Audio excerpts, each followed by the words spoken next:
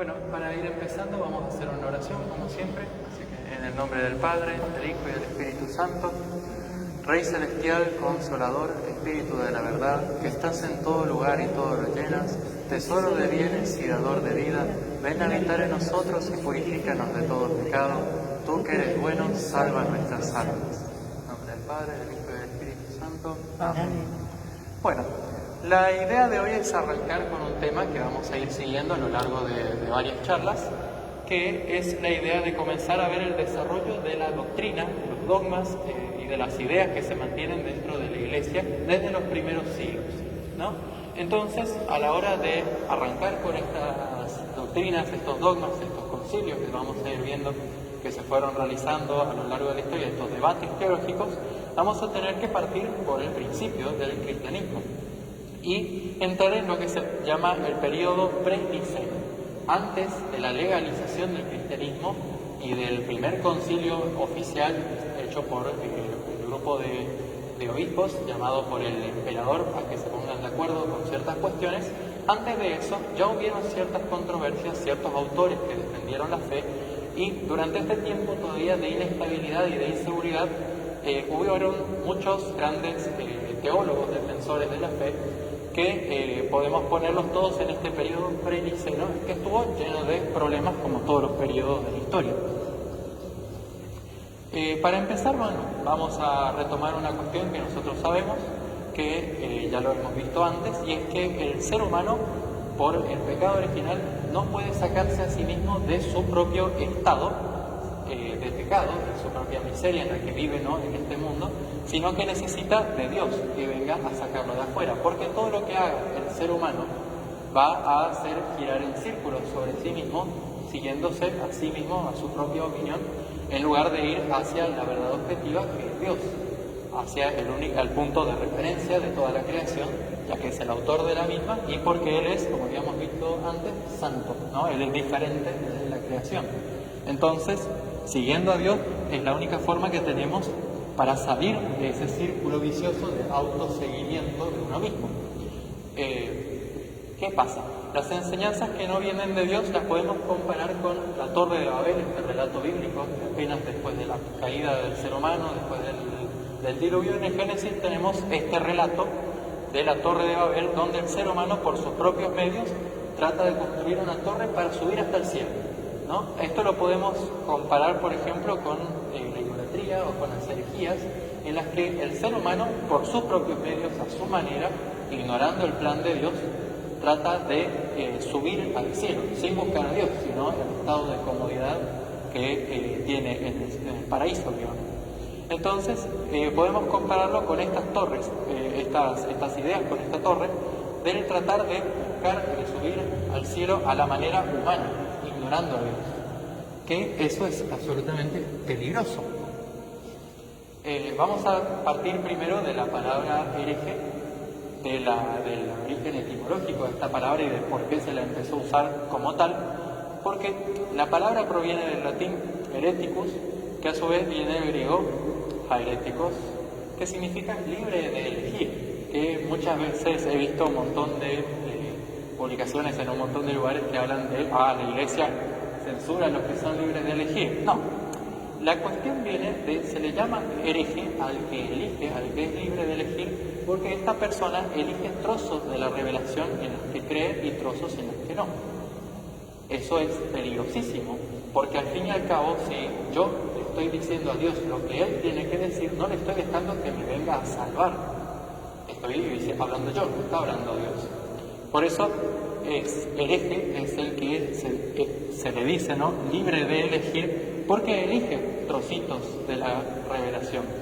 Acá podemos ver esta imagen conocida de Jesús, el Pantocrátor del Sinaí, que tiene dos rostros, ¿no?, uno serio y uno más apacible, y vemos que si lo tomamos por partes, simplemente nos da a entender una cosa u otra. Acá parece simplemente bondadoso y sin ningún problema, y en el otro está con un rostro severo. Tenemos que entender a la imagen completa para comprender la real naturaleza de Cristo. Así también pasa con las ideas y con las enseñanzas y con lo que Dios nos enseña o con lo que Dios es, porque Él no solo nos comunica verdades, sino que se comunica a sí mismo, nos abre un camino hacia Él. Entonces, es muy problemático el recortar lo que dice Dios, porque nos estamos alejando del camino que Él nos marca y estamos dejando de seguirlo a Él, sino que de vuelta volvemos a seguirnos a nosotros mismos y nos desviamos, construimos nuestro camino al cielo, pero que no nos lleva al cielo, no nos lleva a ningún lado. Y porque las persecuciones fueron devastadoras, fueron terribles para el cristianismo durante el periodo romano, el periodo de persecuciones hasta casi el 325, con interrupciones de por medio, pero con las herejías nos estamos encontrando algo que podríamos incluso llamarlo peor, algo que de hecho Jesús nos advirtió. No teman a los que matan el cuerpo pero no pueden matar el alma, teman más bien a aquel que pueda arrojar el alma y el cuerpo a la gehenna o gehenna, porque lo que no viene de Dios no te salva. Acá la cuestión es que se están poniendo en juego su propia salvación a la hora de enfrentarse a las herejías. Ese es el gran peligro que se enfrenta y que se tuvo que enfrentar el cristianismo, porque antes el enemigo está claro, el enemigo viene de afuera, pero ahora el enemigo se presenta como propio, y esto nos puede llevar a, de vuelta como dijimos, construir torres de Babel y seguirnos a nosotros mismos y no salvarnos, que eso es muy peligroso. Entonces fue necesario para la Iglesia, cuando se empezaron a enfrentar con estas situaciones, a establecer límites, ¿no? Y expresar con claridad lo que se cree para no recortar a Jesús y al mensaje de Dios. Y estos son los concilios y ese es el trabajo del magisterio de la Iglesia a lo largo de toda la historia, que sigue trabajando, por supuesto. Podemos comparar, por ejemplo, a la Iglesia desde sus orígenes como un campo amplísimo sin vecinos, que nunca fue necesario marcar sus límites explícitamente. Se sabe que el campo termina ya por los pinos, más o menos, qué sé yo, que hasta el caminito del frente llega el terreno y bueno, sin mucho problema nunca es necesario marcar ningún límite. Sin embargo, si de golpe aparece una persona y nos planta su casa ahí, cuando se empiezan a usurpar el terreno, bueno, vamos a tener que llamar expertos, hacer todo un quilombo, marcar los límites y delimitar los terrenos correctamente, marcar justamente esos límites que van a ir siendo los dogmas o todas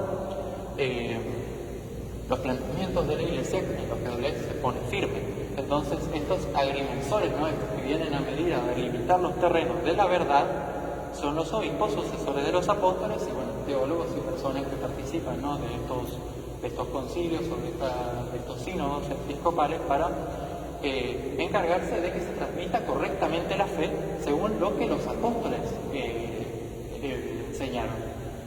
Porque la Biblia uno lo agarra por pedazos simplemente y puede sacar cualquier conclusión. Uno tiene que leer la palabra de Dios, recibir la palabra de Dios acorde al contexto en el cual fue escrito y acorde a lo que enseña la Iglesia, para que uno no le haga decir al texto y no le haga decir a Dios lo que uno quiere que diga, sino que diga lo que corresponde, lo que es. Así en los concilios, bueno, se marcan estos límites para estar seguros de que estemos en la verdad. El primer gran problema, que no podemos llamar herejía, porque esto es previo a todo esto, incluso, bueno, no se entraría todavía dentro de lo que es el cristianismo, pero el primer gran problema lo encontramos ya en la Biblia en tiempos de los apóstoles con la cuestión de los judaizantes. Las personas que básicamente exigían para los nuevos conversos al cristianismo que primero sean judíos. Primero tenían que ser judíos antes de ser cristianos y por supuesto cumplir la ley de Moisés y cumplir la circuncisión con todas las normas y las leyes de la Torá. Cosa contra lo que los propios apóstoles estuvieron en contra, en especial el que más se dedica a explicar esto de que ya no es necesaria la circuncisión y ya no es necesaria la ley, es el apóstol Pablo en sus numerosas cartas, algunas veces muy tajante, llegando a decir, por ejemplo, los que quieren imponerles la circuncisión solo buscan quedar bien exteriormente y evitar ser perseguidos a causa de la cruz de Cristo. Esto fue durante el tiempo en el que los propios judíos persiguieron a los cristianos y presionaban a las autoridades locales para hacer lo mismo. Llega a decir, en cuanto a los agitadores, ojalá que llegaran hasta la mutilación total, muy enojado. Y en otro momento, hablando a Tito, dice, son muchos en efecto los espíritus rebeldes, los charlatanes y seductores, sobre todo entre los circuncisos. A esos es necesario taparles la boca, porque trastornan a familias enteras enseñando lo que no se debe por una vil ganancia. Está hablando de grupos de gente que están presionando a los pobres cristianos recién conversos desde el paganismo a seguir los rituales judíos y a seguir la tradición judía. Y bueno, por supuesto, como es lógico, se tiene que la Iglesia dar una opinión, dar una certeza, dar una especie de dogma, si se quiere, aunque todavía no existe la palabra de dogma, pero se convierte en un asunto para toda la Iglesia. Así que se tiene que reunir los miembros importantes de la Iglesia en una asamblea y decidir qué hacer con esto. Esto lo encontramos en la Biblia. Los apóstoles, como nos narra el libro de los Hechos, a raíz de esto se produjo una agitación. Pablo y Bernabé discutieron vivamente con ellos y por fin se decidió que ambos, junto con algunos otros, subieran a Jerusalén para tratar esta cuestión con los apóstoles y los presbíteros. Los apóstoles y los presbíteros se reunieron para deliberar sobre este asunto. Se reunieron a hacer una especie de concilio, como posteriormente se llamarían, aunque bueno, en ese momento no existía esa palabra, pero se reunieron para comenzar a debatir sobre esta cuestión. Y en esta cuestión vemos, en esta especie de junta, ¿no?, entre los apóstoles y demás personajes importantes de la iglesia temprana, vemos el funcionamiento de la iglesia, como lo tenemos prácticamente ahora. Incluso se dice de que al cabo de una prolongada discusión, Pedro se levantó y dijo, la discusión termina cuando Pedro habla, él es el que la termina por completo. Dice, hermanos, ustedes saben que Dios desde los primeros días me eligió entre todos ustedes para anunciar a los paganos la palabra del Evangelio, a fin de que ellos abracen la fe. Y Dios, que conoce los corazones, dio testimonio en favor de ellos, enviándoles el Espíritu Santo, lo mismo que a nosotros. Él no hizo ninguna distinción entre ellos y nosotros, y los purificó por medio de la fe. Bueno, el discurso sigue, pero se nota la preeminencia que tiene Pedro por sobre todos los demás. Y acá podemos ver el funcionamiento de la iglesia, como continúa en el libro de los Hechos, ya el funcionamiento de la iglesia temprana, porque dice, entonces los apóstoles, los presbíteros y la iglesia entera, ¿no?, estos reunidos allí en Jerusalén, decidieron elegir a algunos de ellos y enviarlos a Antioquía con Pablo y Bernabé. Eligieron a Judas, llamado Barsabás, a Silas, hombres eminentes entre los hermanos, y les encomendaron llevar la siguiente carta. Ahí, bueno, está la carta entera en Hechos de los Apóstoles, que pueden leer sobre esto, ¿no?, ya no es necesaria la circuncisión, pero se dice que los delegados, después de ser despedidos, descendieron a Antioquía, donde convocaron a la asamblea y le entregaron la carta. Esta fue leída y todos se alegraron por el aliento que les daba. O sea que la decisión se escribe en una carta, se manda a una comunidad y la comunidad lo tiene que aceptar, porque es lo que decide la iglesia. Lo tenemos ya desde Hechos de los Apóstoles. Tenemos entonces, anacrónicamente, pero podemos ya llamarlo, un concilio y una bajada de línea doctrinal por parte del Papa y los obispos con directivas a seguirse dentro de esa comunidad. Y la comunidad no recibe. ¿Por qué? Porque entienden la estructura de la iglesia desde sus orígenes. Ya, el cargo que tiene Pedro y el cargo que tienen los apóstoles. Posteriormente, y también lo tuvieron que sufrir los apóstoles, y esto es más peligroso, surgió otra idea que sí fue condenada como herejía, que es el gnosticismo. El gnosticismo tiene la peculiaridad que, a diferencia de otras herejías, nunca plantea nada claro. Tiene ciertos rasgos generales que más o menos conserva en todos sus aspectos, pero hay chocorrocientas iglesias gnósticas e ideas gnósticas que incluso se siguen persistiendo hasta el día de hoy, dentro de sectas, por supuesto, a su manera, o también en el común de la gente por malas interpretaciones de la Biblia, pero que sigue existiendo desde ahora, ya prácticamente 2000 años tenemos este problema dando vueltas. Pero entre sus ideas generales tenemos, primero que nada, el rechazo a la materia, con esa influencia mística oriental que tenían de ciertas religiones orientales y también con ciertas filosofías griegas que mezclaban el Dios con la fe. había un rechazo absoluto a la materia. Esto, lo importante es el espíritu, la materia es mala, la carne es mala directamente, y por tanto Jesús no se encarna. Porque no, Dios no puede tomar materia mala. Después tenían una concepción de que esto era para algunos elegidos. No todos iban a ser salvados, solo los elegidos, y habían tres tipos de elegidos, por decirlo de alguna forma. Tenías el común de la gente, que no eran más que animales. Después unos pocos, que eran los que los seguían a ellos, los que estaban destinados a ser seguidores, y ya está. Y después los pocos iluminados por el Espíritu o por la verdad. Nada más que eso. Después, nuevas y más revelaciones era lo que ellos decían.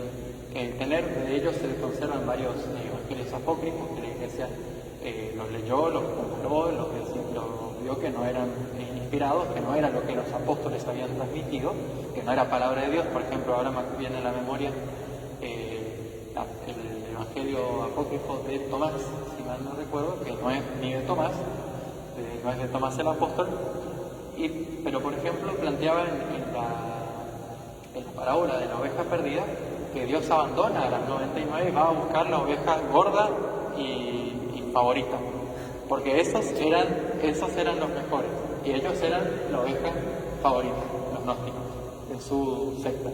Que obviamente vemos esto no lo diría Dios, esto no lo enseñan los apóstoles. Bueno, acá.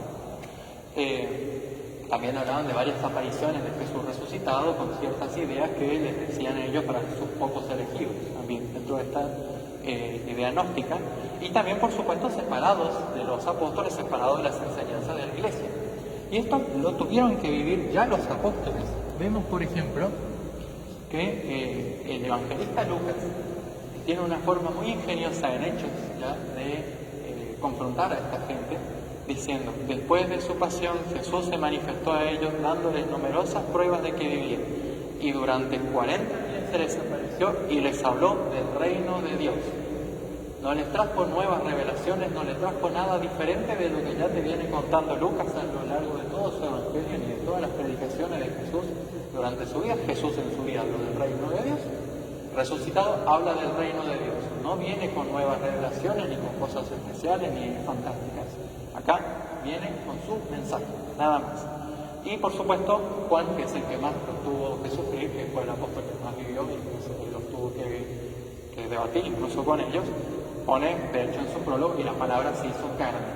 Y por muchos momentos de su evangelio y en sus cartas, incluso en el Apocalipsis, se habla de la encarnación como cosa fundamental.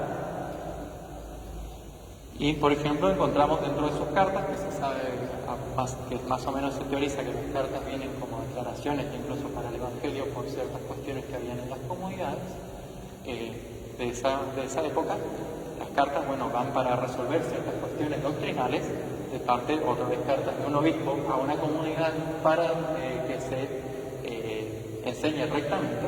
Vemos por ejemplo que él dice: en esto reconocerán al que está inspirado por Dios. Todo el que confiesa a Jesucristo manifestado en la carne procede de Dios, y todo el que niega a Jesús no procede de Dios, sino que está inspirado por el anticristo, por el que ustedes oyeron decir que vendría y ya está en el mundo. Acá directamente dice Jesús, todo el que confiesa a Jesucristo manifestado en la carne procede de Dios. No hay acá esto de las ideas de la no encarnación de Jesús, sino que es una aparición del verbo, y una idea medio rara. Y por ejemplo, su propio discípulo, obispo de Esmirna, San Policarpo, tenemos las cartas que él escribió a las demás comunidades. En la carta a los Efesios de él dice: por lo tanto, abandonando la vanidad de la muchedumbre y las falsas doctrinas, volvámonos a la palabra que nos fue transmitida desde el principio. Se vuelve a lo que enseñan los apóstoles. No hay nuevas revelaciones, no hay nuevas ideas, en el sentido de que ciertas ideas especiales para algunas personas o ciertas nuevas tendencias que son llamativas, porque siempre surge alguien queriendo agregarle algo a la revelación. No vaya a ser cosas que Dios se quede corto con lo que nos enseña. Y eso va a pasar mucho a lo largo de la historia hasta hoy en día. Hay varias cartas de él, que después si quieren en el grupo lo puedo pasar. Hay un un documento entero de los padres apostólicos, que son los padres que conocieron a los apóstoles, son discípulos de ellos, y bueno, de los padres apostólicos, que son ultra eminencias en estas cuestiones, varios de sus textos casi entran en el canon bíblico. Es más, por ejemplo, Hermas escribió un texto que se llama El Pastor, que habla sobre ciertas cuestiones de la confesión y casi entra en el canon bíblico, por poco no. Simplemente se lo considera, no, bueno, dejamos solo lo de los apóstoles que escribieron ellos, no vamos a poner los posteriores. Fue una cuestión temporal incluso, pero no por falta de valores técnicos. Tenemos, por ejemplo, a Clemente de Roma, el cuarto papa, que en la sucesión, hacia el año 88 aproximadamente asume, que dice, por ejemplo, y nosotros, coincidentemente, habiendo sido llamados en Cristo Jesús por su voluntad, no hemos sido justificados por nosotros mismos, ni por nuestra sabiduría o conocimiento, porque los gnósticos creían que te salva el conocimiento, ante todo, o piedad u obras, sino por la fe, por la que Dios Todopoderoso justificó a todos desde la eternidad. A Él la gloria por los siglos de los siglos. Amén. Él habla también en esa misma carta a los Corintios, de Clemente, sobre la salvación para todos, la resurrección, por supuesto, porque los gnósticos también niegan la resurrección, porque niegan el valor de la carne, de la materia, y por supuesto la presencia, cuidado y orden de Dios en su creación, cosa que los gnósticos también negaban, que decían que Dios está por encima de la creación y no la puede tocar. Él es más puro que eso, por eso crea o engendra logos, a través de él nomás hace las cosas, porque Dios no se puede meter con la creación porque es demasiado puro para esto. Cosa que, en cierto sentido, estas ideas posteriormente irían evolucionando en otras herejías también, que tomarían pedazos de las ideas de los gnósticos. Que bueno, cada secta gnóstica tenía sus propias ideas particulares. Después encontramos a ciertos autores que son grandísimas eminencias de este periodo, que vienen apenas después de los padres apostólicos, de los sucesores más directos de los apóstoles, y tenemos, por ejemplo, a Tertuliano. Tertuliano y Orígenes, justamente estos no son santos por ciertos errores doctrinales que tuvieron en vida, que no llegan a ser herejías, pero son ciertos errores que no se pueden admitir, para por lo menos llamarlos santos, porque mucha gente por ahí va a empezar a creer esas mismas ideas que estos pobres ellos creían. No es que sean herejes, porque en esa época ni siquiera existía la doctrina para decirte, no, esto no va. Posiblemente, incluso conociendo la vida de estas personas, si la iglesia hubiese promulgado una cosa, lo hubiesen acatado como palabra de Dios como corresponde. Pero Tertuliano tiene un escrito muy interesante sobre la resurrección de la carne y sobre el valor de la carne. Y es interesante cómo habla de que nosotros somos imagen y semejanza de Dios, por supuesto con nuestro cuerpo incluido. Y nuestra carne está hecha a imagen del Hijo de Dios que habría de encarnarse en el mundo, ¿no? Entonces habla de nuestra carne como valiosa, de Dios, de Jesús encarnado, y por supuesto habla de el valor de esta materia que Dios nos da, porque Él la elige a la materia para dárnosla. Eso es fundamental dentro de las ideas de Tertuliano. Y Orígenes habla de una cosa muy interesante, que es sobre la lectura de la Biblia. Él plantea que la lectura de la Biblia se tiene que hacer, ahí lo cito directamente, para comprender las Escrituras de parte de aquellos que se atienen a las reglas de la Iglesia celeste de Jesucristo, transmitida según la sucesión de los apóstoles. Así se lee la Biblia, se lee acorde a cómo te la transmiten los sucesores de los apóstoles, y eso es palabra de Dios. Así se lee la palabra de Dios, en su contexto, porque en el contexto de la Iglesia, en el contexto de los apóstoles y de la tradición, se escribe, y con el Espíritu Santo, por supuesto, y en eso se lee también. Eso es interesante porque son autores súper tempranos del cristianismo, que lo tienen muy, muy claro. Orígenes era de Alejandría, y Tertuliano de lo que hoy sería Argelia, Alejandría es en Egipto, africanos los dos, pero Orígenes de corriente griega y Tertuliano de corriente latina. Tertuliano es de hecho el primer autor latino que se tiene registro de toda la tradición de la teología occidental más romana. Él es el primer autor que escribía en latín y él era de Cartago, que hoy en día es Argelia, más o menos ahí en la parte de África, abajo de Italia.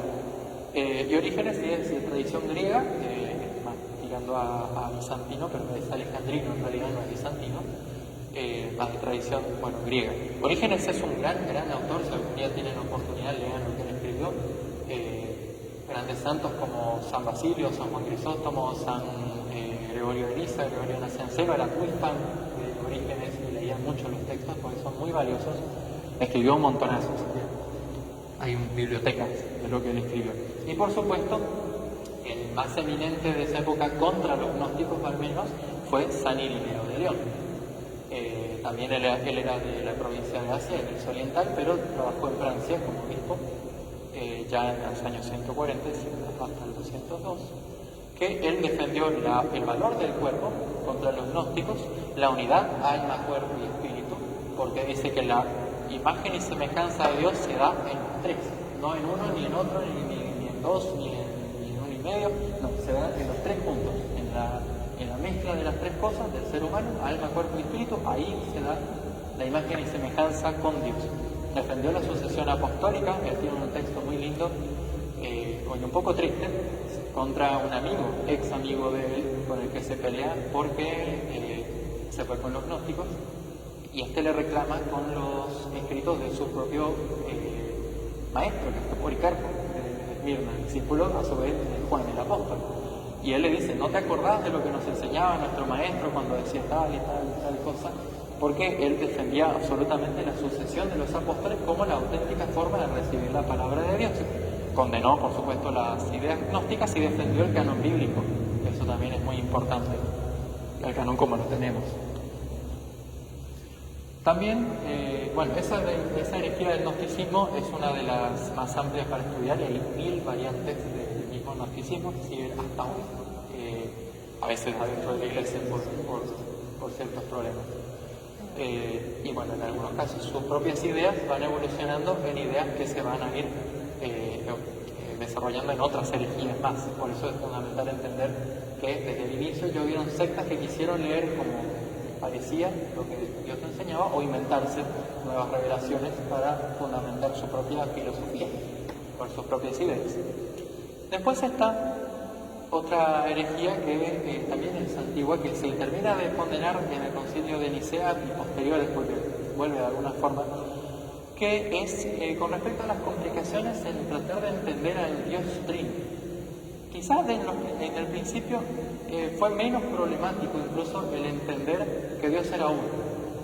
Eso fue menos problemático, porque ya lo avalaba toda una tradición del Antiguo Testamento, que leída de cierta manera acorde a la forma en la que ya lo leían los judíos y muchos griegos que también lo interesados, era más fácil de captar. Pero a la hora de hablar de un Dios trino, al no existir todavía incluso el concepto Trinidad para ellos o las ideas posteriores que salían en gran parte gracias a los padres capadocios en el Concilio de Constantinopla muchos años después,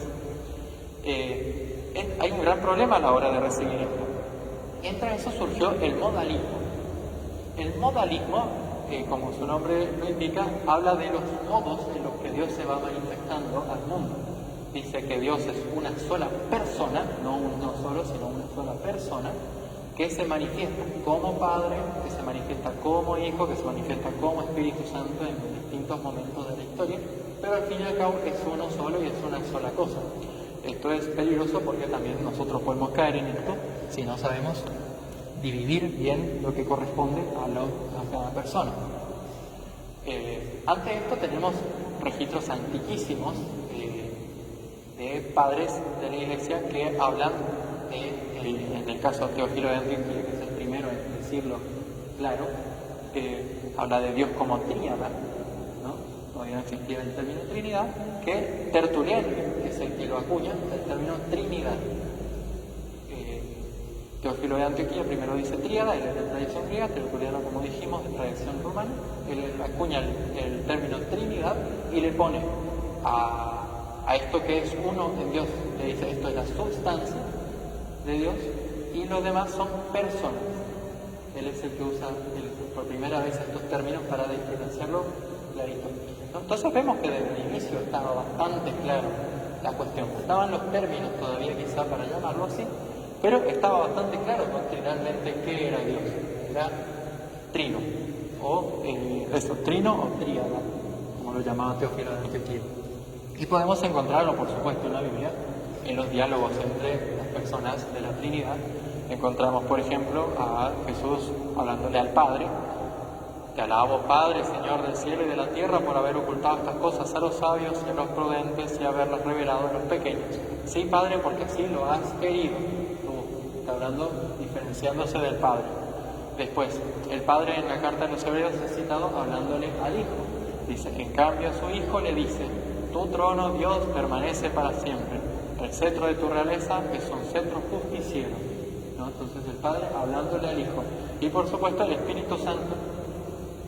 Dice, igualmente, el mismo Espíritu viene en ayuda de nuestra debilidad, porque no sabemos orar como es debido, pero el Espíritu intercede por nosotros con gemidos inefables. O sea que el Espíritu también se diferencia de Dios, porque intercede ante el Padre.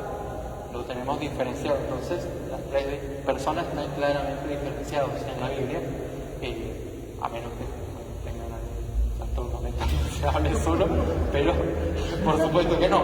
Estamos hablando de Dios. Entonces, vemos que son personas diferentes, que son Dios. Posteriormente, también dentro de la tradición de la Iglesia, vamos a encontrar con una herejía que en ciertos aspectos sigue presente en algunas personas, sin saberlo, ¿no? Esto, por ejemplo, del modalismo, muchas personas por ahí lo piensan así, pero no lo saben. O esto del marcionismo también algunas personas pueden llegar a pensarlo así sin saberlo. Porque marcionismo viene de un hombre que se llama Marciano, que planteaba que el Antiguo Testamento tenía que ser absolutamente descartado, porque acá se están hablando de dos dioses.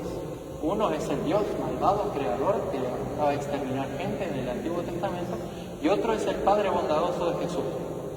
Nosotros tenemos que seguir al Padre bondadoso de Jesús. Entonces borramos el Antiguo Testamento, borramos el Evangelio de Mateo porque cita demasiado el Antiguo Testamento, el de Marcos también por las dudas, y Juan como molesta mucho también. Entonces nos quedamos con Lucas y Pablo. Eso era lo que planteaba él. Y nada más. Terrible, lo cortaba todo. Entonces, ¿qué pasa? Ante esto, grandes autores, de nuevo, los que ya más o menos habíamos escuchado, vienen a ponerse en contra, ¿no? Por supuesto Policarpo, por supuesto Tertuliano, Orígenes e Irineo. Tertuliano es por ahí el que más escribe contra ellos, porque tiene un texto directamente contra Marción.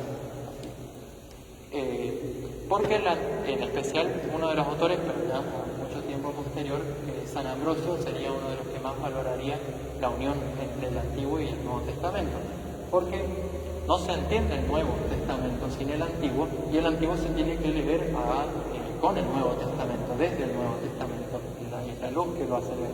Y, por supuesto, Orígenes está muy enojado con mucha gente cuando escribe con respecto a cómo leer la Biblia, porque él dice que lo que no cuadra se tiene dentro de lo que Jesús, en la plena revelación, lo que a nosotros, a nuestro parecer humano, no nos cuadra del Antiguo Testamento, hay que leerlo de forma alegórica.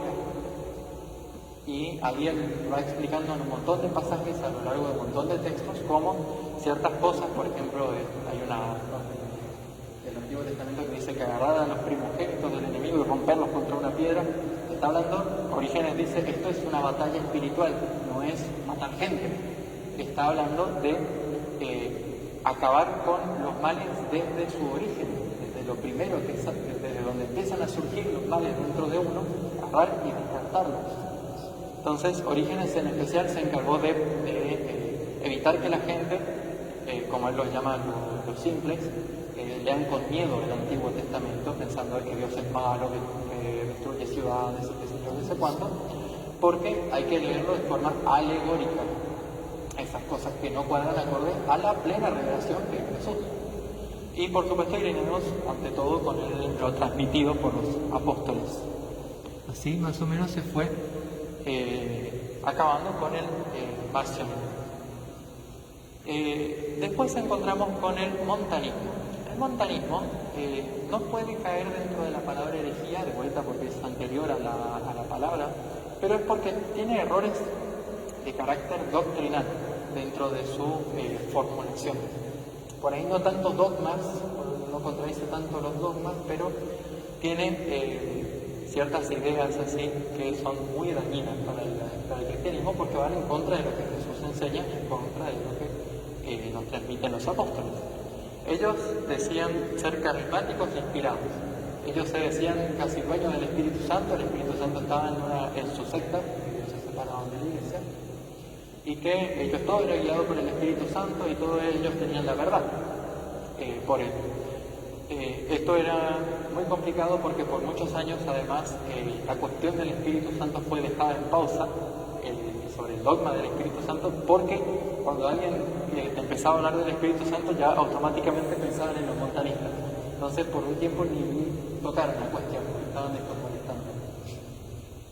Después otra idea era el entender la inspiración como posesión por Dios, lo cual es incorrecto, porque como sabemos Dios nos salva desde nuestra libertad a través de la encarnación de Jesús. En todo nos enseña que Él trabaja cooperando con el ser humano y que los textos bíblicos son cooperados con el ser humano en la hora de escribirse. Ellos decían ser poseídos por Dios sin intervención de su parte humana, cosa que va contra la revelación y contra el método de Dios de revelarse. Después, negación del perdón a los que perdían la gracia. Eso era por ahí lo más jodido. Porque esto lo que hace es que justo fue después de las persecuciones, de una primera persecución, surgen los montanistas, que las personas que por miedo o por debilidad o por miedo de perder a su familia y demás negaron el cristianismo y pedían ser reintegrados, estos se lo negaban absolutamente. Cosa que va en contra de lo que Jesús nos pide a nosotros, es perdonar siempre. Y si nos pide a nosotros, pues obviamente entender que Dios lo hace. Pero bueno, ellos decían que la gracia era una sola, la gracia bautismal, y chao. Se termina todo con el pecado. Entonces no había reintegración en la comunidad tampoco. También empezaron a negar ciertos aspectos de por ejemplo, el matrimonio. Primero, cuando era más light, se podría decir, negaban las segundas nupcias. O sea, vos te enviudabas y ya no te podías casar. Bueno, allí pasa todavía. Pero después ya no había que casarse directamente, porque la carne es mala, de vuelta. Y da pena un poco porque Tertuliano, el que defendía la carne y se defendió contra un montón de herejías, terminó formando parte de esta secta. Y él tenía esposa, y hay una carta en la que primero le escribe, cuando todavía no había caído dentro de esta secta, le escribe que si él muere, porque fue en plena persecución, que se case en Cristo, con un cristiano, por lo menos, ¿no? Eso le pedía. Después le vuelve a escribir otra carta más adelante, no te cases, directamente, más adelante. Y por supuesto, no podías correr de las persecuciones, según su ideología, cosa que va también contra lo que dice Jesús, porque Él manda que cuando los persigan, váyanse a otra ciudad. Lo dice claramente. Que el martirio no es algo que hay que ir buscando por ahí a ver quién me mata. Estos un poco tirarían por ese lado incluso. Y por supuesto, esta creencia tan fuerte y tan, como uno diría, ¿cómo te convencen de esto con tanta fuerza? Es porque creían que la llegada de Cristo era inminente y ya, está por llegar dentro de mañana, pasado, por ahora, ya. Entonces, por supuesto, muchos tenían problemas ya del tipo que Pablo advirtió. Por ejemplo, que no querían ir a trabajar, porque ya viene Dios mañana. No puedo casarme porque ya viene Dios mañana, es una pérdida de tiempo. No puedo hacer tal cosa porque ya viene Dios, entonces anulaban su vida humana totalmente. Y Pablo advierte ya en sus cartas contra esto, incluso llega a decir que no trabaja, que no coma, porque es inminente, está viniendo, pero no es ya. Y además tenés que vivir tu vida de humano, porque Dios te pone una vida de humano que tienes que vivir y después te va a pedir dar cuenta de esa vida humana que hayas tenido. No puedes no tener una vida por esperar a Dios. Gracias a Dios esta herejía, y que fue durante un tiempo, no tanto herejía, pero fue una secta separada de la iglesia, que se llegaron a separar oficialmente, se terminan reintegrando un tiempo después, se aclaran los problemas y se terminan los asuntos doctrinales y sectarios cuando San Agustín los logra convencer a ellos, que es el que termina resolviendo, a unos años después, ¿no? Pero no tuvo un gran impacto como sí tuvieron por ahí los otros, y en especial el gnosticismo, que fue lo que más atacó dentro del cristianismo a la religión y a la verdad. Así, posteriormente, después de estas herejías que se terminan condenando al final como herejías o como ideas contrarias a la fe en los posteriores concilios, tenemos que todo este periodo de tiempo, a su vez, a la par, estaban dándose las persecuciones contra los cristianos, lo cual te trae ciertos problemas, por ejemplo, que no te podés reunir, como habían hecho los apóstoles en Jerusalén, para decir, bueno, todos estamos de acuerdo con que esto no. Entonces, muchas ideas se fueron filtrando por acá y por allá, y por más que un solo manuscrito llegó a Irlanda por el mar, andás a ver allá perdido cómo, y bueno, 2 o 3 leyeron y ya empezaron a enseñar errado. Entonces, ese es el problema de este periodo, antes de la legalización del cristianismo, gracias a Constantino. ¿Qué pasa? Esto no significa que el cristianismo, como en algún montón de personas llegan a afirmar, haya sido fundado o inventado por Constantino. Tenemos los registros de todos los padres apostólicos y de un montón de autores y registros históricos extra por afuera de la Biblia, de historiadores romanos, historiadores judíos, hablando de lo que creían, decían y hacían los cristianos. En especial sobre los padres apostólicos, defendiéndose de estas herejías, y casos como Ignacio o Tertuliano diciendo Dios es trino. Lo tenían muy claro. Incluso, bueno, los apóstoles ya hablando en contra de las herejías y mostrando una organización eclesial igual a la que tenemos ahora, con un funcionamiento igual al que tenemos ahora. Está bien. Y así, durante este caldo de cultivo que fue este periodo de las persecuciones, se daría una de las más grandes diferencias y una de las más grandes divisiones que tuvo el cristianismo, que fue ya con el arrianismo, que recién se trataría en el 325 con el concilio de Nicea. Pero bueno, hasta acá llegamos por ahora. La idea del arrianismo sería retomarlo en nuestra charla, y nuestra idea fue fundamentalmente que entiendan el periodo preniceno anterior al primer concilio, que podemos ver la gestación del cristianismo y el funcionamiento de la iglesia, cómo se proclaman, cómo conocían, cómo rezaban, cómo vivían la fe los primeros cristianos, que no se diferencia prácticamente en nada de cómo lo tenemos hasta ahora, y que vemos el desarrollo doctrinal casi completo. No tenemos gente que no sabía de lo que estaba hablando, ni gente que no creía lo que posteriormente promulgó, sino que vemos casos espectaculares. Trinidad no tenían claro desde el principio, la idea de la encarnación lo tuvieron los apóstoles directamente, los evangelios están, las discusiones contra los gnósticos, las discusiones contra las demás herejías, todo vemos que tiene una coherencia completa dentro de este periodo preniceno, que era, bueno, la idea era darla a conocer y darla a entender, en especial a los padres apostólicos que tanto trabajaron durante ese tiempo. Y bueno, la próxima vez veremos ya el concilio de Nicea y su trabajo contra el arrianismo. Así que bueno, hagamos una oración para ir terminando. A la Virgen, a la del Padre, del Hijo y del Espíritu Santo. Alégrate María, Virgen y Madre de Dios, llena eres de gracia, el Señor es contigo. Bendita tú eres entre todas las mujeres y bendito es el fruto de tu vientre, porque de ti nació Cristo, Salvador y Liberador.